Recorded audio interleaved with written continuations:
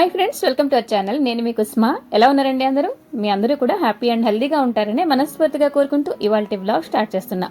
So మంచిగా చల్లచల్లగా ఒక గంట సేపు అయింది అలా వర్షం పడుతున్నదండి. చాలా పీస్ఫుల్గా అనిపించింది. సో ఇలాంటి టైంలో చక్కగా నా ఈవినింగ్ పనులు నేను ఏం చేస్తానో ఇవన్నీ కూడా మీతో షేర్ చేయాలి అనిపించింది.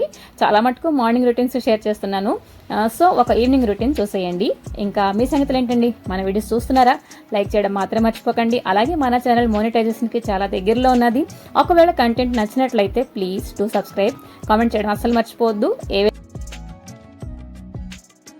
సో ఫస్ట్ అయితే అందరికీ ఇంట్లో టీ కలిపేసి ఇచ్చేసానండి. ఎందుకంటే వర్షం పడుతుంటే అల్లం వేసిన టీ చాలా బాగుంటుంది కదా. ఆ తర్వాత కొన్ని షర్ట్స్ అయితే ఐరన్ చేశానండి. అండ్ ఇక్కడ సంధ్యాదీపం పెట్టేశాను. అండ్ అంటే మనలో చాలామంది ఇదొకటి నేను చూస్తున్నాను, కొంతమంది ఈవినింగ్ అవుతుంటే ఇల్లంతా చీకటి చేసుకొని కూర్చోడానికి ఇష్టపడతారు. వాళ్ళకి ఏంటంటే లైట్స్ వేస్తే అసలు నచ్చదు. కొంతమంది ఇల్లంతా లైట్లు వేసుకొని కూర్చుంటారు, అలాగనమాట. అయితే ఒకటేంటంటే సంధ్యా టైంలోని ఇల్లు గుమ్మాలు చీకటి చేసుకొని ఉంచకూడదనమాట. పెద్దవాళ్ళు చెప్తుంటారు కదా. నన్ను ఏం చేస్తానంటే లైట్స్ వేసేసి వీధి గుమ్మలో లైట్ వేస్తాను. ఒకవేళ మనకి లైట్స్ ఇష్టం లేదు అని అంటే ఒక 10 నిమిషాల నుంచి పావు గంట అలా లైట్లు వేసేసి, ఎందుకంటే ఈ టైంలో లక్ష్మి అనుగ్రహం ఉంటుంది అని చెప్పేసి పెద్దవాళ్ళు అంటారు కదా.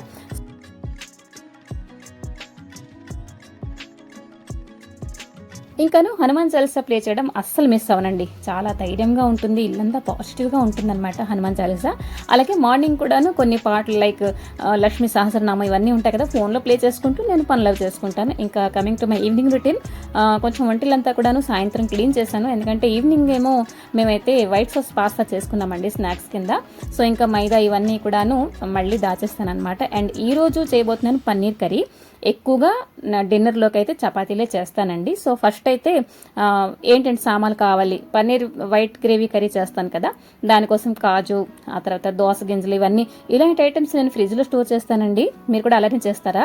ఎందుకంటే ఒకసారి దోస గింజలు బయట పెట్టాను. ఇవేంటంటే రెగ్యులర్గా వాడడం కదా, ఎప్పుడో గ్రేవీ కర్రీ చేసినప్పుడు వాడతాము. అండ్ అది ఒకసారి వాడాను, నెక్స్ట్ అయితే కొంచెం పురుగు పట్టేసింది.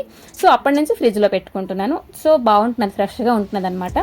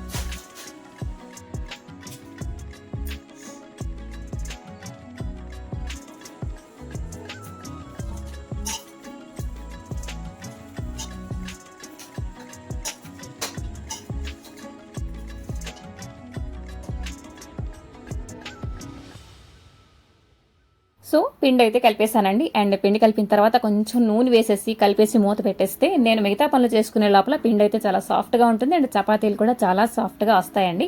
అండ్ ఈ లోపల మాకు తాగబుద్ది వేసింది సోడా, నార్మల్ సోడా. నేనైతే జల్జీరా వేసుకొని తాగుతాను. అండ్ మిగతా వాళ్ళైతే కొంచెం నిమ్మకాయ పిండుకొని కూడా తాగుతారనమాట. నాకెందుకు నిమ్మకాయ పిండుకుంటే అంత నచ్చదనమాట. చాలా బాగుందండి. ఎలాగంటే వర్షం పడుతుంటే చల్లటి క్లైమేట్లో సోడా అంటే ఎక్కడికో వెళ్ళిపోయిందనమాట.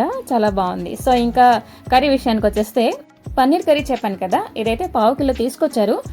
ముందు రోజు మధ్యాహ్నం చేసేసామన్నమాట. అయితే నేను ఎప్పుడైనా డిన్నర్లోకి కర్రీ అని అంటే చాలా తక్కువ మసాలా వాడడానికి ఇష్టపడతానమాట. అండ్ ఇక్కడ తీసుకున్న కొంచెం గసగసాలు, ఉల్లిపాయలు కొంచెం ఎక్కువ తీసుకున్నానండి. అండ్ దోస గింజలు అయితే ఆ మాత్రం తీసుకున్నాను.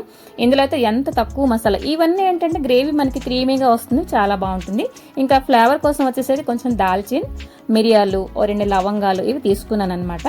సో దాల్చిన అయితే నిండుకొని ఉండాను. ఇప్పుడే జస్ట్ ఇలా ప్యాకెట్ ఓపెన్ చేసి చిన్న ముక్క తీసుకున్నాను. ఈ మాత్రం ప్యాకెట్ నాకు 2 నెలల వరకు వచ్చేస్తుందండి. ఎందుకంటే ఈ మధ్యన ఎక్కువ వాడుతున్నానులేండి. పులావ్ చేసినప్పుడు, మసాలా రైస్ చేసినప్పుడు కూడా వాడుతున్నాను మసాలా కోసం. ఇక్కడైతే కొంచెం కడాయిలో ఆయిల్ వేసుకొని ఉల్లిపాయ ముక్కలు వేసిస్తానండి. జస్ట్ కొంచెం ఫ్రై చేసుకొని, ఇది ఎక్కువగా ఏంటంటే రెడ్గా ఫ్రై అవ్వక్కర్లేదు, మామూలుగా ఉడికిస్తాను అనమాట. ఇది ఆల్మోస్ట్ అందరికీ తెలిసి ఉన్న కర్రీయే. బట్ ఏమైనా అంటే ఎవరైనా బిగినర్స్ ఉన్నారంటే వాళ్ళు ఈజీగా ఈ కర్రీ వాళ్ళకి నచ్చేస్తుంది. ఈవెన్ చిన్నపిల్లలకైనా పెద్దవాళ్ళకైనా ఇది చాలా బాగా నచ్చుతుంది. అండ్ కర్రీలో వేసాను అంటే మసాలాలో కాజు బాగా వేసానండి. అండ్ ఒక 3 బాదం పలుకులు కూడా వేసాను అనమాట. మనకి అంటే ఇది వైట్ గ్రేవీ వస్తుంది అండ్ గ్రేవీ కూడా చాలా క్రీమీగా బాగుంటుంది. అయితే చిల్లీ పొడి వేయట్లేదు కాబట్టి గ్రీన్ చిల్లీ ఒక 3 వేసాను. మనం కావస్తే కొంచెం స్పైసీగా కావాలంటే కొంచెం ఎక్కువ పెంచుకోవచ్చు. అయితే వాటర్ పోసేస్తాను కదా, ఉల్లిపాయలు మంచిగా ఉడుకుతాయి. అండ్ ఈ లోపల తీసిన సామాన్లన్నీ వీటితో మరి ఇప్పుడు నాకు పని లేదు కదా, అవన్నీ కూడా దాచేస్తున్నాను.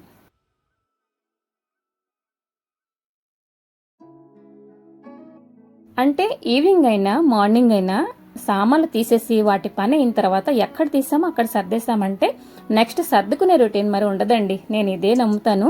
కొంచెం హార్డ్ అనిపిస్తుంది, ఎందుకంటే ఇటు పొయ్యి పక్క చూసుకోవాలి అండ్ అటు సర్దుకోవాలంటే మాటల్లోకి అది కొంచెం కష్టమే. బట్ ఇది ఒక అలవాటుగా చేసుకుంటే దీని తర్వాత ఈ పని అయిపోయిన తర్వాత ఖచ్చితంగా దాచేస్తాము ఆ లెక్కలు ఆ చేతులు అలా వెళ్ళిపోతాయి అనమాట.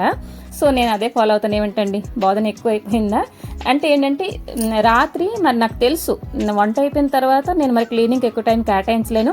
మా వాళ్ళైతే గోల్ చేస్తారు, రా ఇంకెంతసేపు వంటింట్లో అని గోల్ చేస్తూ ఉంటారు. సో ఇదిగోండి పన్నీర్ అయితే చాలా చిన్న ముక్కలు కట్ చేసుకుంటున్నాను, ఎందుకంటే చాలా తక్కువ ఉంది కాబట్టి. ఇది కొంచెం పెద్ద ముక్క ఉంటే పెద్ద సైజు ముక్కలు తీసుకునేదాన్ని. అయితే పన్నీర్ తక్కువ ఉంది కాబట్టి గ్రేవీ మరి కొంచెం ఎక్కువ చేశాను, ఎందుకంటే మేము తింటాం రోటీలోని అండ్ అమ్మ అయితే ఇడ్లీ తింటాననింది. సో చట్నీ ఏంటొద్దు, గ్రేవీ ఉంది కదా దాంతో తినేస్తానని చెప్పేసి అనిందనమాట. సో ఇదిగోండి అమ్మ కోసం అయితే ఇడ్లీ పెట్టేస్తున్నాను. తనైతే రెగ్యులర్గా రోటీ తినడానికి ఇష్టపడదు, అట్టు కానీ ఇడ్లీ కానీ అలా పెడుతుంటాను అనమాట.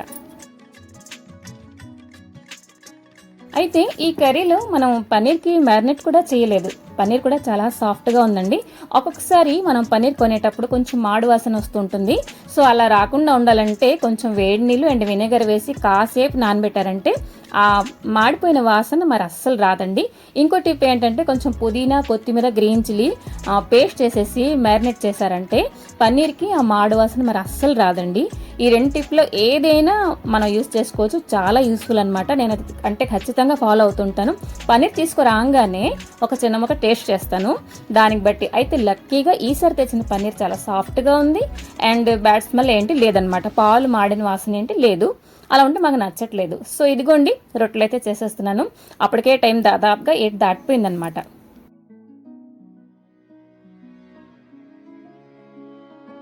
అండ్ రొట్లు కూడానండి, మనం రొట్లు చేసేసి అంటే రొట్లు కాల్చేటప్పుడు మీడియం కానీ లో ఫ్లేమ్ కానీ మనం పెట్టకూడదు అనమాట, హై ఫ్లేమ్లో పెట్టాలి. సో దట్ అట్టల్లా రాకుండా సాఫ్ట్గా వస్తాయి. అండ్ రొట్లు చేసి కనీసం 15 గంట నుంచి 20 నిమిషాల ముందర నేనైతే పిండి కలిపేస్తాను అనమాట. ఇక్కడైతే ఉల్లిపాయలు అవన్నీ చల్లారిపోయాయండి, మిక్సీ పట్టేశాను. ఇప్పుడైతే వేసుకున్నాను కడాయిలో కొంచెం ఆయిల్, క్యారమెల్ చేశాను షుగర్ వేసి, ఆ తర్వాత క్యాప్సికమ్ అయితే కొంచెం వేసాను అనమాట. చెప్పాను కదా పన్నీర్ చాలా తక్కువ ఉంది. కొంచెం అల్లం వెల్లుల్లి పేస్ట్ కూడా వేసాను. యాక్చువల్గా చెప్పాలంటే ఉల్లిపాయ ముక్కలు ఉడుకుతున్నప్పుడే చిన్న అల్లం ముక్క వేద్దాం అనుకున్నాను, మర్చిపోయాను. కాబట్టి ఇప్పుడైతే అల్లం వెల్లుల్లి పేస్ట్ వేసాను. అండ్ క్యాప్సికమ్ కొంచెం అలా ఫ్రై అయిందో లేదో మన గ్రేవీ ఉంది కదా ఆనియన్ గ్రేవీ, అదైతే వేసేసాను అనమాట.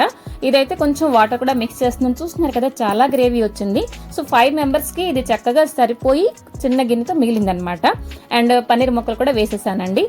అడుగు అంటకుండా చూడాలి. మెయిన్గా నాకేంటంటే ఏదైనా రెసిపీ చేసేటప్పుడు అడుగు అంటేసి మాడు వాసన వస్తే నాకే కాదు మా ఇంట్లో ఎవరికి నచ్చదు. సో అది లో ఫ్లేమ్లో పెట్టేశాను. అండ్ సాల్ట్ వేసేసి లాస్ట్లో కొంచెం వేసాను గరం మసాలా. ఇదైతే హోమ్ మేడ్ది ఉండాలండి, అదైతే వేసాను అనమాట. చాలా టేస్టీగా వచ్చింది, అందరికీ నచ్చిందండి కర్రీ అయితే. ఒకసారి తప్పకుండా ట్రై చేయండి. ఎక్కువగా పన్నీర్ బటర్ మసాలా మనం చేస్తుంటాం, బట్ ఏంటంటే ఇది స్పైసీగా ఉండదు. నైట్ టైం ఎక్కువ స్పైసీ కూడా తినడానికి మేమైతే ఇష్టపడము.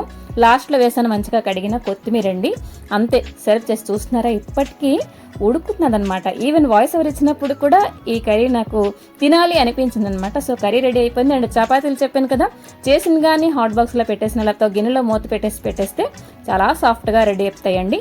సో ఇదిగోండి 8 గంటకల్లా డిన్నర్ అయితే రెడీ అయిపోయింది. ఇంకాను అన్ని సామాన్లు సర్దేశాను కాబట్టి క్లీనింగ్ రొటీన్ నెక్స్ట్ అయితే నాకు మరి లేదు. చక్కగా తినేసి టీవీ ముందర కూర్చుంటే పోవడమే. సరేనండి, ఈ వ్లాగ్ ఇక్కడ తాపేద్దాము. నచ్చిన లేదు తప్పకుండా కామెంట్ చేయండి, సబ్స్క్రైబ్ కూడా చేసుకోండి. నచ్చకపోయినా కామెంట్ చేయండి. మరొక మంచి వీడియోతో ముందరికి వస్తాను. Till then take care and bye by.